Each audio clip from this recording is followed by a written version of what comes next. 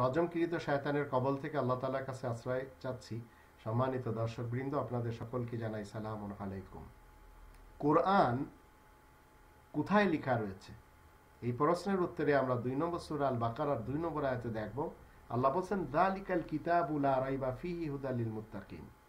এটি হচ্ছে লিখিত একটি গ্রন্থ, সন্দেহমুক্ত।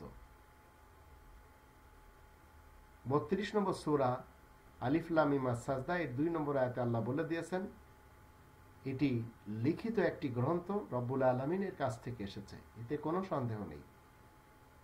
আবার আল্লাহ বলছেন 56 নম্বর সূরা আল ওয়াকিয়া এর 77 থেকে 81 আয়াতগুলিতে, ইন্নাহু লাকুরআনুন কারীম, নিশ্চয় এই পঠিত গ্রন্থই হচ্ছে সম্মানিত কোরআন, যা অত্যন্ত সুরক্ষিত, লিখিতভাবে এই যে কিতাবে সযত্নে লেখা রয়েছে, আর তা পবিত্রতা অর্জন ছাড়া কেউ স্পর্শ করতে পারে না।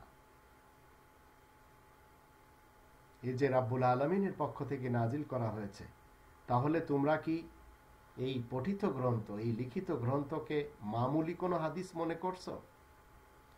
তা আমরা বুঝতে পারলাম কোরআন আল কিতাবের ভিতরে লিখিত, কারণ কোরআন হচ্ছে পঠিত, যেটা পাঠ করা হয়, আর আমরা পাঠ করি এই লিখিত গ্রন্থ থেকে। আর এটি স্পর্শ করতে পারে যাদের মস্তিষ্ক পাক রয়েছে, অন্য কেউ পারে না।